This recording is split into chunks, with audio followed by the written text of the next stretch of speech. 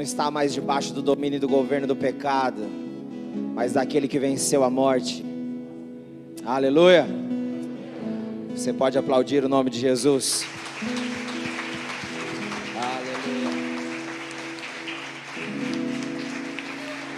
Aleluia. Aleluia. Aleluia. Glória a Jesus. Aleluia. Glória a Deus. As crianças podem descer. Nós abençoamos vocês. Que a glória do Senhor também envolva vocês e desenvolva vocês lá embaixo. Em nome de Jesus. Aleluia. Abra sua Bíblia comigo. Evangelho de Lucas. Capítulo 1. Versículo 5 em diante. Nos dias de Herodes, rei da Judéia, houve um sacerdote chamado Zacarias, do turno de Abias. Sua mulher era das filhas de Arão e se chamava Isabel. Ambos eram justos diante de Deus, vivendo irrepreensivelmente em todos os preceitos e mandamentos do Senhor. E não tinha filhos porque Isabel era estéril, sendo eles avançados em dias. Agora vai lá comigo no versículo 57.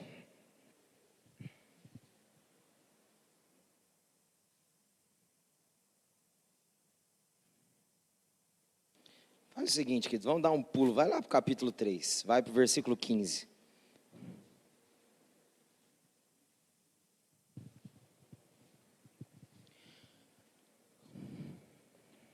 Amém? Acharam aí? 3,15. Estando o povo na expectativa e discorrendo todos no seu íntimo a respeito de João, se não seria ele porventura o próprio Cristo. Disse João a todos: eu na verdade vos batizo com água, mas vem o que é mais poderoso do que eu, do qual não sou digno de desatar-lhe a correia das sandálias. Ele vos batizará com o Espírito Santo e com fogo. E a sua pá ele a tem na mão, para limpar completamente a sua eira e recolher o trigo no seu celeiro. Porém queimará a palha em fogo inextinguível. Assim, pois, com muitas outras exortações, anunciava o evangelho ao povo. Mas Herodes, o tetrarca, sendo repreendido por ele, por causa de Herodias, mulher de seu irmão, e por todas as maldades que o mesmo Herodes havia feito, acrescentou ainda sobre todas as de lançar João no cárcere. E aconteceu que, ao ser todo o povo batizado, também o foi Jesus. E estando ele a orar, o céu se abriu, e o Espírito Santo desceu sobre ele em forma corpórea como pomba.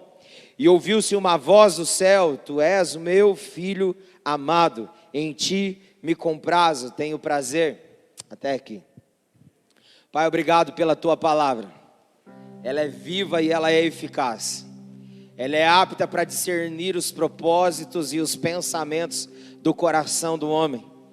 Ela tem poder para fazer aquilo que, ó Deus, só ela pode fazer. Nos curar, nos libertar, nos salvar e nos direcionar, para que agora, não mais debaixo de uma mentalidade pedagógica condenada, mas sim dentro de uma mentalidade pedagógica de salvo, aonde somos desenvolvidos e aprendemos todos os dias a respeito do Salvador e da salvação que Ele nos ofereceu.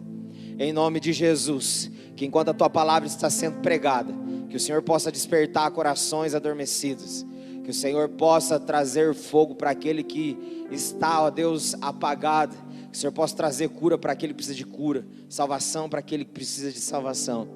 Senhor, Tu tens liberdade nesse lugar, é a nossa oração, no nome de Jesus, amém.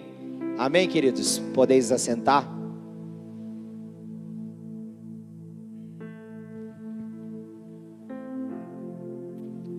Glória a Deus.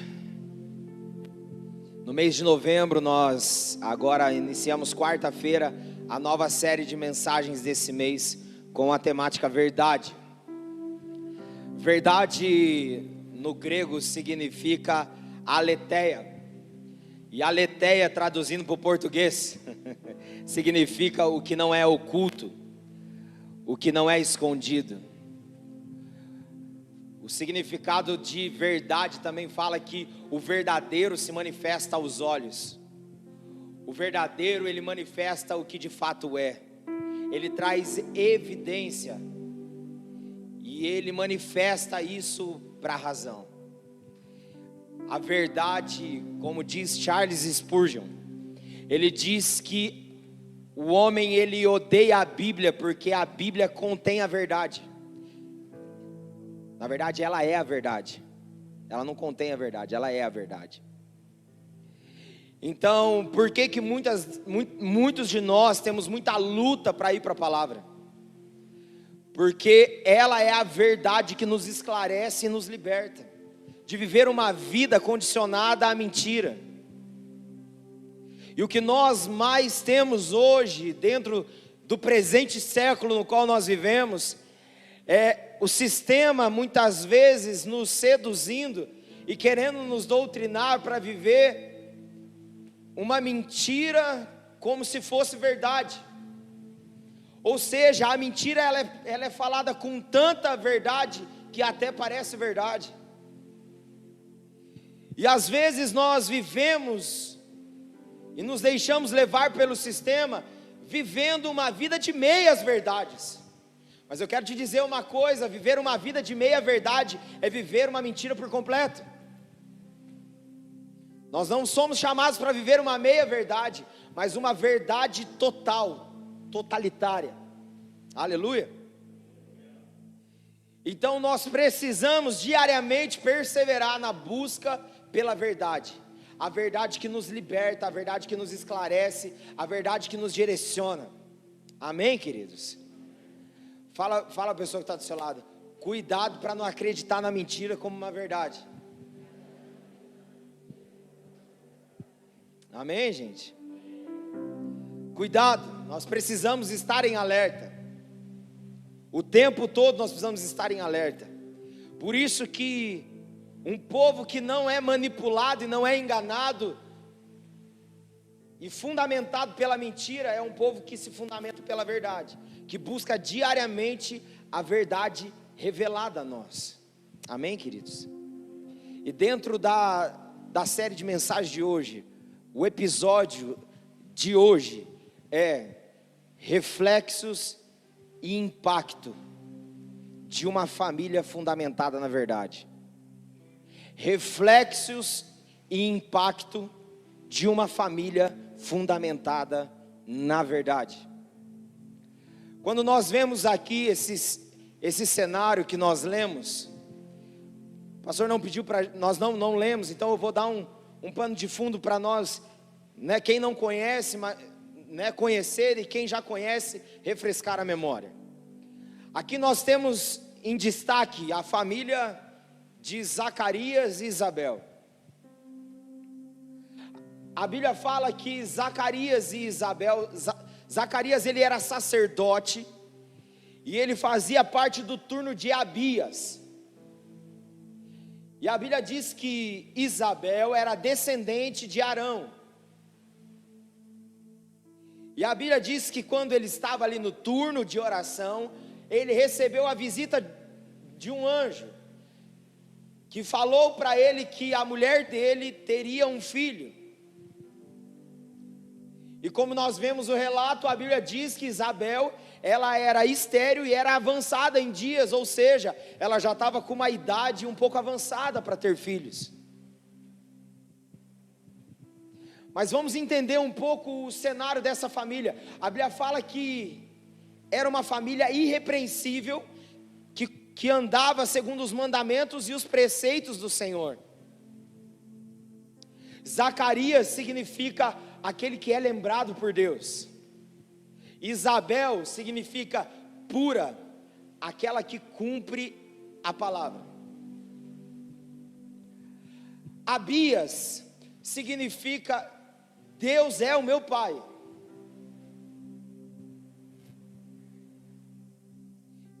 E João significa agraciado do Senhor.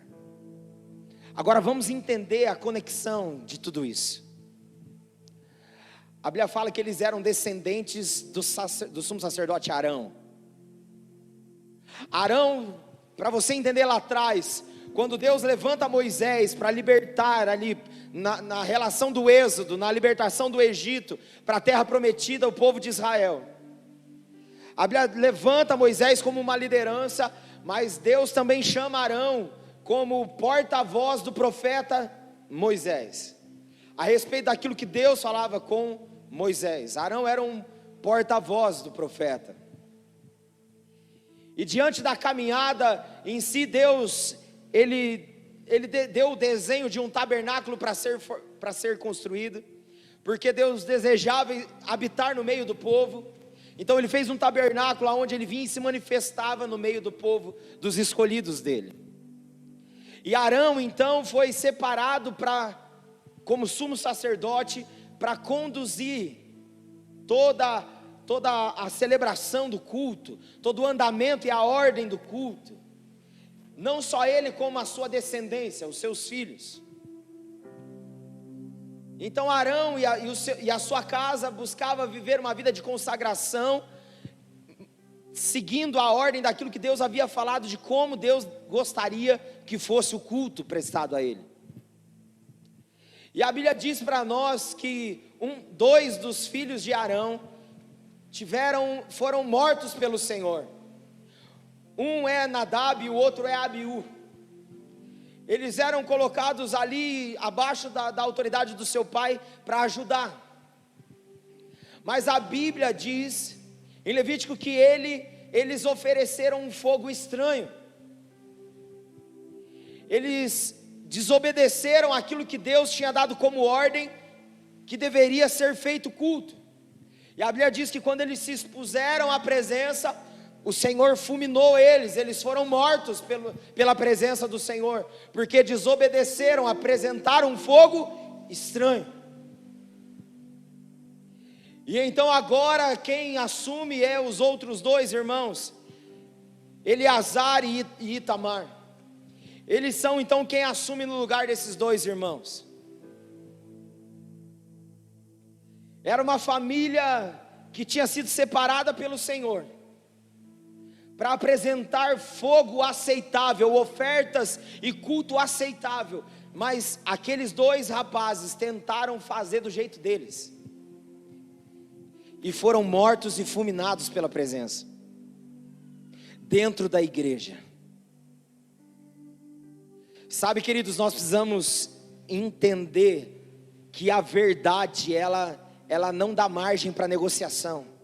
A verdade, ela é a verdade. Ela precisa ser obedecida, ela precisa ser reverenciada. Não adianta nós queremos dar um jeitinho, como nós vimos há um tempo atrás nos noticiários em si, alguns supostos pastores querendo mudar a verdade, querendo mudar a Bíblia, que a Bíblia precisava ser atualizada. Não, queridos, ela nunca sai de moda. Aleluia. Então nós não temos que ficar inventando moda para querer ajustar ela dentro da nossa realidade. É nós que temos que nos ajustar à realidade que ela nos deixou revelada. Aleluia, queridos. Porque Deus não aceita fogo estranho. Deus, ele não aceita fogo estranho. Ele não aceita que a gente dê um jeitinho dentro daquilo que Ele deseja e quer como propósito.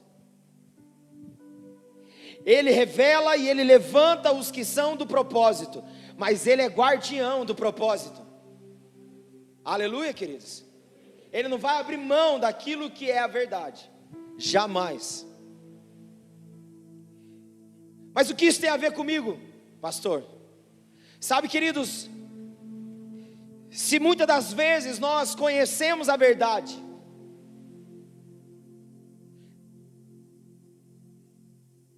e vivemos de outra forma, nós então estamos oferecendo fogo estranho.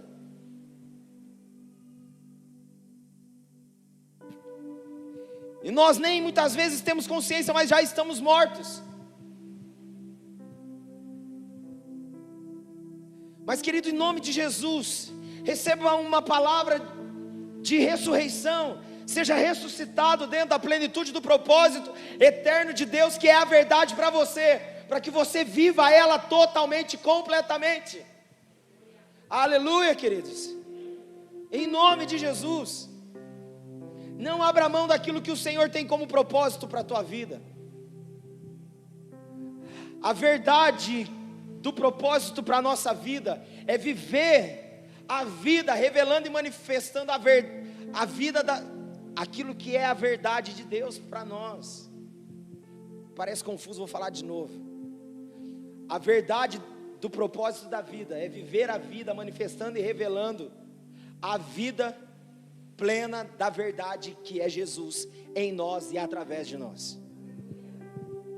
Amém, queridos? Então, em nome de Jesus, não negocie o propósito da tua vida. O propósito da tua vida é viver a verdade, é manifestar ela, é revelar ela. Amém, queridos?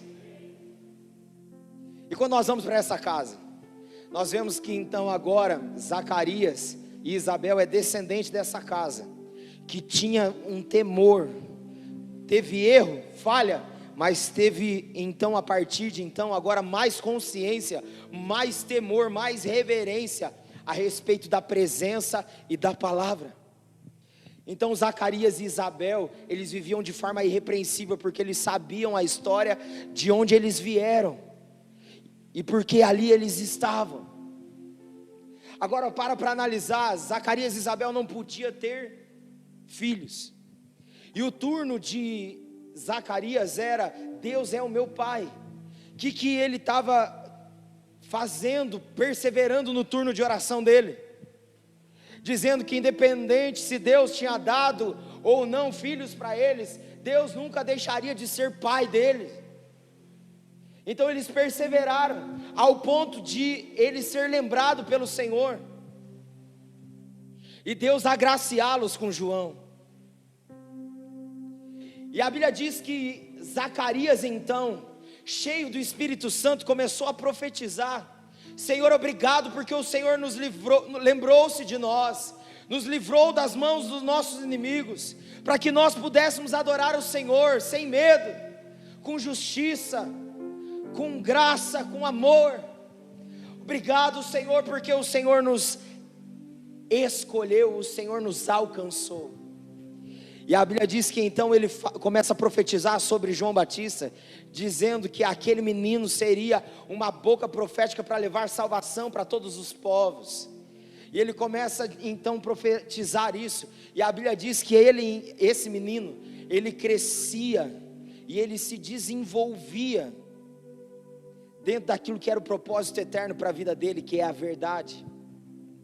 E nós vemos que então João Batista nasce, João Batista cresce dentro desse ambiente, dessa família, aonde os reflexos e os impactos que João tinha dentro daquela casa era de um pai e de uma mãe que não buscava a Deus por aquilo que Deus podia dar, mas por aquilo que Deus era.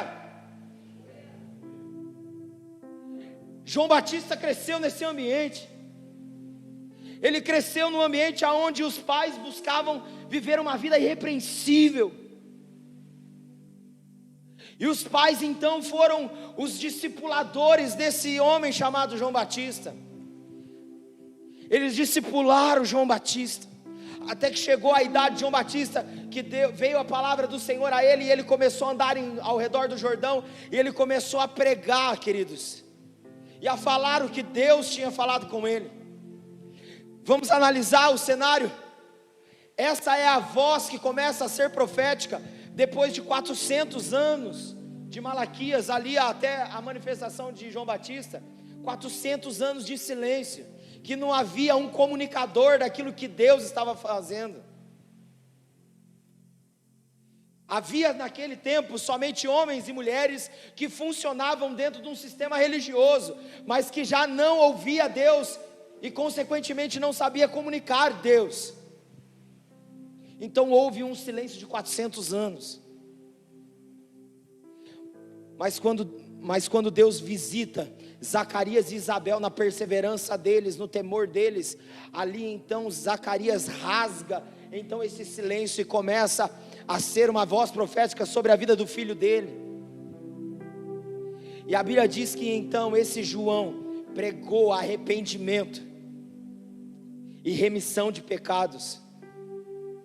Ele começou a declarar para aqueles que se diziam religiosos polidos, frequentes dentro dos templos, dizendo: raça de víboras, quem vos livrará da ira vindoura? Apresente diante do Senhor frutos dignos de arrependimento. E ele começa então a pregar batismo. Ele estava querendo dizer o que? Com o batismo é preciso nós morrermos para nós mesmos e nascermos para Deus. E ele começa então a pregar, e a multidão começa a ouvir a verdade comunicada de Deus, e começa a se render novamente. Então na geração ali daquela família de João Batista, começa o avivamento de uma família que preparou um menino que prepararia um povo para a chegada do Messias. Então nós vemos uma família fundamentada na verdade, e que agora reflete e impacta a geração do presente século no qual eles estão, atraindo a vinda do Messias, preparando para que o Messias andasse naquilo que já estava sendo preparado. Aleluia, queridos. Para analisar, Jesus veio como elemento surpresa. Jesus ele veio em cima daquilo que já estava preparado. Nós precisamos entender e parar de achar que a segunda vinda do Senhor será uma surpresa. Não, será uma surpresa para aqueles que não estão se preparando. Porque para aqueles que estão se preparando, aguarda todos os dias. Então nós vemos aqui uma família que vem de geração em geração, influenciando e impactando a terra, com a consagração da sua vida, com a disposição do seu coração, para manifestar o céu na terra. Sabe, queridos, nós precisamos entender uma coisa: nós não podemos terceirizar aquilo que é responsabilidade nossa.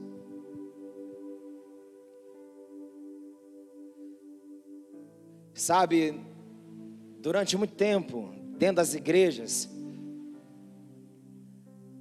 a figura, quando falava de vida de oração, era vista em quem?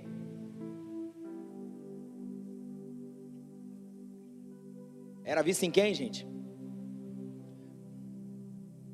Começa com mu e termina com mulheres. Mulheres. A figura em si de uma vida de oração era só vista nas mulheres. E as mulheres carregaram a carga durante muito tempo. As famosas irmãs do coque.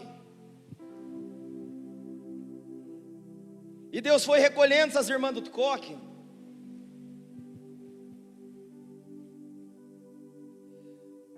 E Deus foi despertando a igreja para que a igreja entendesse que não é responsabilidade só da mulher, não, é responsabilidade primária do homem assumir a responsabilidade de oração, e o homem então ser influência na vida da mulher.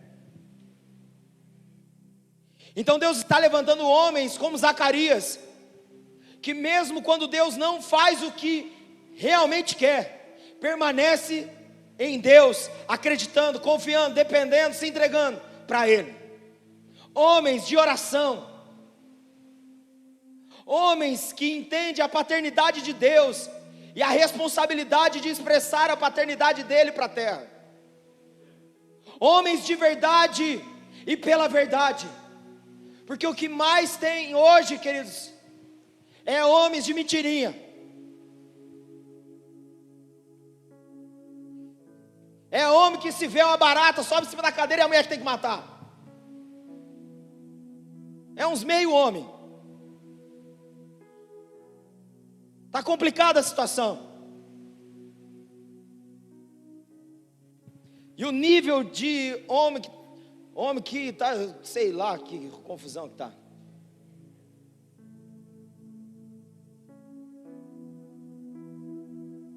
Eu duro que tem uns homens saindo do armário aí, não sei que armário que é esse, armário da confusão. Eu duro que todo homem que assume a homossexualidade leva outro homem junto aí, mulherada, tem que orar, hein? A mulherada que não casou ainda tem que orar. Eu sei que já é casado, valoriza o teu.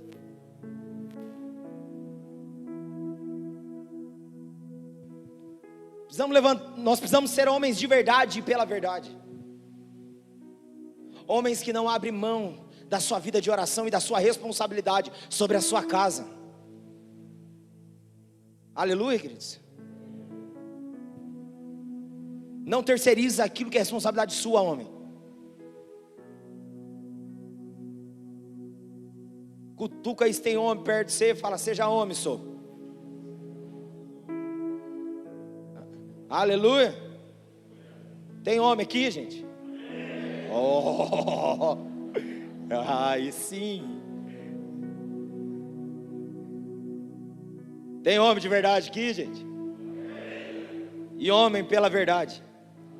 Amém? Precisamos ser homens de verdade pela verdade. Homens que assumem a sua responsabilidade. Nós precisamos de mulheres como Isabel, pura e persevera em cumprir a palavra. Aleluia. Mulheres sábias. Seja sábia. O sistema feminista tem tentado doutrinar a cabeça da mulherada. Irmã, se o seu marido é devagar, tenha paciência com ele. Não faz tudo, porque depois, daqui a pouco você não aguenta. Aí você assume a responsabilidade de tudo. Aí chega uma hora que você não aguenta, porque você não foi feito para isso.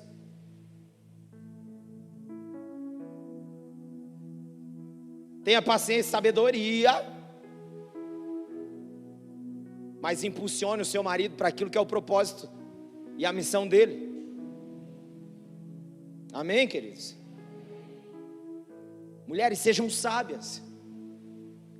Sejam sábias. Saiba lidar com os homens. Homem, você quer ser especialista sobre mulher? Mulher quer ser especialista sobre homem? Vá para a Bíblia, que a Bíblia vai te especializar. Aleluia. A Bíblia fala que então essa casa, em ordem, alinhada e equilibrada, gera um filho da promessa chamado João. E João em si, ele é um reflexo e um impacto para a geração dele, de transformação.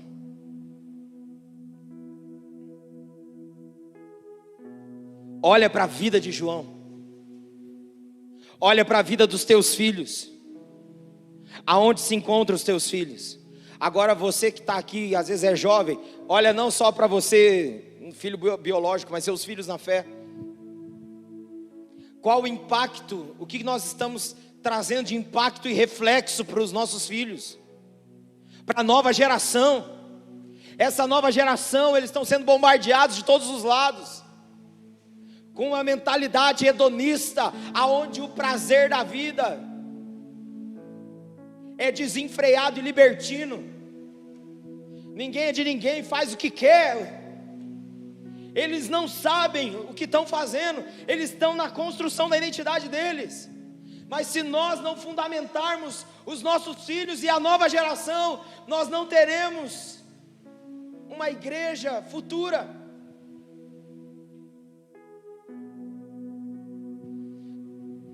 Nós precisamos preparar hoje a nova geração, para que eles preparem outros.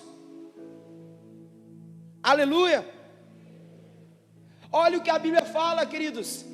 Olha o que a multidão falava de João. A expectativa deles era que João poderia ser o Cristo, porque ele se parecia com Cristo.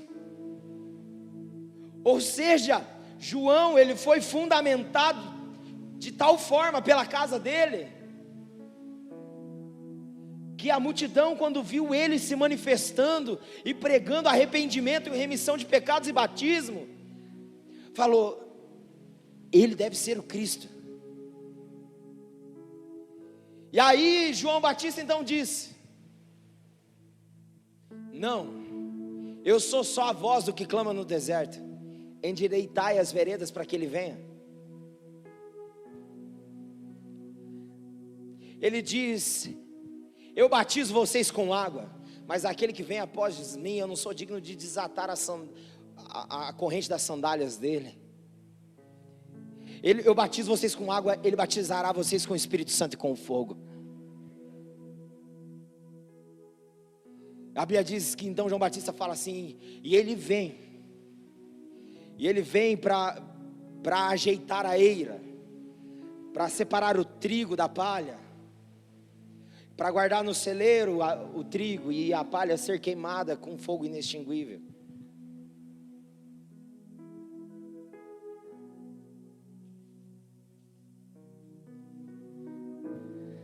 E a Bíblia diz que com muitas outras exortações e alertas, João Batista proclamou e gritou para a geração dele que Jesus estava chegando. E então a Bíblia diz que ele, cumprindo o propósito dele, vivendo a verdade fundamentada pela casa dele, a Bíblia diz que então ele avistou Jesus vindo, e ele diz: eis o Cordeiro de Deus que tira o pecado do mundo. E a Bíblia diz que as multidões estavam sendo batizadas e Jesus veio para ser batizado. E João Batista tenta questionar, e então Jesus fala: me batiza para que cumpra a justiça. Eu estou tomando o seu lugar, porque o batismo é isso, é morrer para nós mesmos e ressuscitar para Ele. Ele estava ali no batismo dele, tomando aquilo que era nosso e nos entregando aquilo que era dele. E a Bíblia diz que os céus se abriram quando João Batista orou, e veio em forma corpórea de uma pomba e desceu o Espírito sobre Jesus. Ah, queridos, uma geração que é preparada por famílias fundamentadas na verdade, que manifesta a verdade e que contempla céus abertos. Jesus sendo afirmado e declarado: eis o meu filho amado em quem eu tenho prazer. Uma geração que ouve Jesus, o Pai falando para Jesus, e então se está falando para Jesus, agora Jesus me conecta com o Pai, então agora Ele está falando para mim. Céus abertos significa a afirmação de Deus para aqueles que estão em Cristo como filhos amados, no qual Ele tem prazer e deseja que seja agradável a Ele. Então isso agora tem a ver comigo. Nós precisamos, queridos, nesses dias, diante de tantas mentiras, perseverar na verdade, se fundamentar na verdade e fundamentar a nossa casa na verdade. Aleluia, queridos. Ah, meus pais não são, mas você é, então assuma a responsabilidade. Não fique culpando seus pais pela vida irresponsável que você está vivendo. Meus pais não estão, mas eu estou. E aí, muda a história. Aleluia. Deixa Deus mudar a realidade da tua casa. Se às vezes a mudança não vem de cima para baixo, ela precisa vir de baixo para cima. Se às vezes você está aqui jovem, adolescente, e seu pai não está sendo mudado e transformado, então busque você a transformação e começa a confrontar em amor a realidade da tua casa, para que ela seja transformada. Aleluia. Jesus ele tirou todas as desculpas que nós tínhamos para dar, nos dando todas as respostas que nós precisávamos ter. Aleluia, queridos. Então busque viver como uma família fundamentada na verdade, trazendo impacto e refletindo para a sociedade o poder que a verdade tem de libertar e salvar o pecador. Aleluia, queridos. Talvez você está aqui, você está assim, desesperado, porque você está vivendo totalmente contrário.